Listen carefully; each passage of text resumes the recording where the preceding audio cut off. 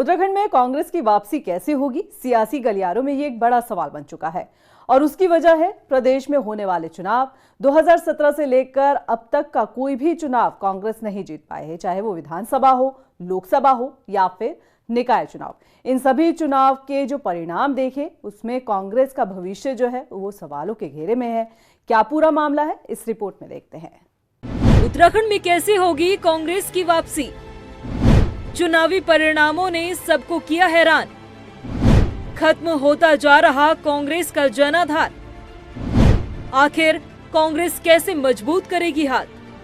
उत्तराखंड में कांग्रेस का सियासी कद लगातार घटता जा रहा है और उसकी वजह है चुनावों में कांग्रेस का खराब प्रदर्शन और पार्टी की गुटबाजी।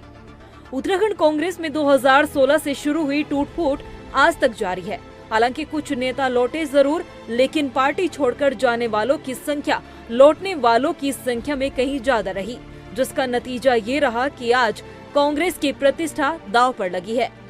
दरअसल 2016 में हरीश रावत सरकार में हुई बगावत के बाद से कांग्रेस आज तक सियासी फील्ड में अपने पैर नहीं जमा पाई।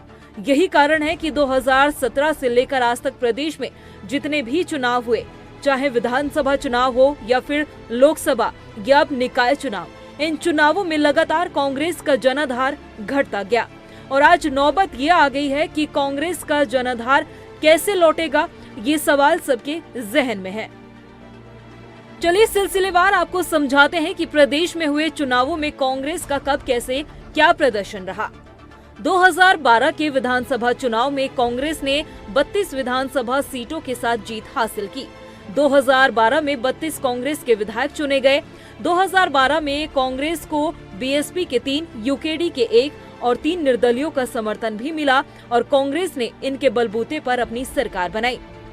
2013 में केदारनाथ आपदा के दौरान कांग्रेस सरकार को आलोचना का सामना करना पड़ा, जिसके बाद तत्कालीन मुख्यमंत्री विजय बहुगुणा ने 31 जनवरी 2014 को मुख्यमंत्री पद से इस्तीफा दिया और फिर 1 फरवरी 2014 को हरीश रावत को मुख्यमंत्री के रूप में चुना गया। इस दौरान हरीश रावत को 42 विधायकों का साथ मिला। हालांकि 2016 में कांग्रेस के 9 विधायकों ने हरदा के खिलाफ बगावत की। इस बगावत ने कांग्रेस के सियासी जनाधार के खत्म होने की पटकथा मानो लिखनी शुरू कर दी थी। यही वजह रही कि 2017 के विधानसभा चुनाव में बीजेपी ऐतिहासिक जीत के साथ सत्ता में आई तो कांग्रेस सिर्फ 11 सीटों पर सिमट कर रह गई। 2017 में कांग्रेस के 11 विधायक थे और बीजेपी के 57 विधायक थे।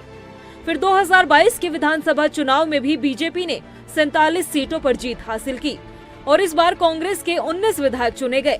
लोकसभा चुनाव में भी कांग्रेस का प्रदर्शन बेहद खराब रहा और यही वजह रही कि 2014, 2019 और अब 2024 के लोकसभा चुनाव में भी कांग्रेस उत्तराखंड में लोकसभा की एक भी सीट पर जीत हासिल नहीं कर पाई। 2025 में हुए निकाय चुनाव में भी कांग्रेस का प्रदर्शन कुछ ज्यादा खास नहीं रहा। निकाय चुनाव में मेयर की 11 सीटों में से कांग्रेस एक भी मेयर सीट नहीं निकाल पाई। ये आंकड़े इस बात का गवाह है कि कांग्रेस का पॉलिटिकल मैनेजमेंट न सिर्फ कमजोर बल्कि मौजूदा सियासत के लिहाज से अब अपडेट भी नहीं है। कांग्रेस का संगठन भी लगातार कमजोर होता गया। ऐसे में कांग्रेस के लिए 2027 की राह और भी ज्यादा मुश्किल दिखाई दे रही है। हालांकि इस बात में कोई दो राय नहीं है कि उत्तराखंड कांग्रेस राज्य में अपनी सियासी नींव को मजबूत करने की जुगत में लगी है, लेकिन कांग्रेस की गुटबाजी पार्टी के लिए दीमक का काम कर रही है, जो कांग्रेस को भीतर ही भीतर खोखला करती नजर आ रही है और इसका सीधा असर चुनावी परिणाम पर देखने को मिलता है। और हर बार की तरह ही विपक्ष लास्ट में हार पर मंथन की बात करता है।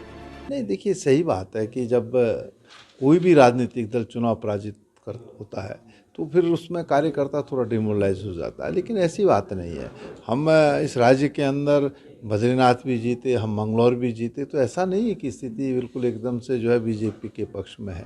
और अगर इस चुनाव को भी हम बारीकी से अध्ययन करें, देखें, तो बीजेपी के पक्ष में सुस्पष्ट जो है जनादेश नहीं है, खंडित जनादेश है। जो विपक्ष में वोट का बिखराव हुआ है, अगर उसको आप देखेंगे तो फिर आपको लगेगा कि नहीं, ऐसा नहीं है कि बीजेपी को बिल्कुल जो है वॉकओवर मिला है। हम बैठेंगे और इस पर विचार विमर्श करेंगे, तदनुसार आगे की रणनीति बनाएंगे। 27 महत्वपूर्ण है और हम सब चाहते हैं कि 27 में कांग्रेस की वापसी हो। वहीं हाल ही में कांग्रेस से बीजेपी में गए मथुरादत्त जोशी का कहना है कि कांग्रेस के 5 नेताओं ने कांग्रेस को डुबाने का काम किया है और लगातार करते हुए नजर आ रहे हैं। कांग्रेस को आज उन नेताओं का श्राप लग रहा है जो पार्टी छोड़कर गए हैं। कांग्रेस की इससे भी और बड़ी दुर्गति होगी आने वाले समय में, इससे भी और बड़ी दुर्गति होगी। पार्टी रसातल में जा रही है। जब तक ये 5 बड़े नेता जो टिकट बेचने का काम करते हैं, अपने की बात करते हैं, अपने चमचों को टिकट देने की बात करते हैं, बड़े बड़े बहुत बड़े, मैं क्या कहूँ, क्या स्थिति थी आप भी जानते हैं। जब मेरे जैसा कार्यकर्ता पार्टी छोड़ सकता है तो इस पार्टी की दुर्गति और नहीं हो क्या? हम जैसे लोगों का इनको श्राप लगेगा, इन नेताओं को श्राप लगेगा। 2027 के विधानसभा चुनाव में अगर कांग्रेस को मजबूत होना है तो अपने कुनबे को भी मजबूत करना बेहद जरूरी है, क्योंकि जब भी उत्तराखंड में कोई चुनाव आता है तो सबसे पहले कांग्रेस में टूट-फूट दिखाई देती है। इतना ही नहीं, पार्टी को अपनी रणनीति पर भी काम करना होगा, अपने कार्यकर्ताओं का मनोबल बढ़ाना होगा, पार्टी में गुटबाजी खत्म कर एकजुटता लानी होगी। और अगर कांग्रेस इन चीजों को करने में कामयाब होती है तो शायद कांग्रेस अपनी नैया पार लगा पाएगी। रफ्तार मीडिया के लिए देहरादून से सुशांत सिंह की रिपोर्ट।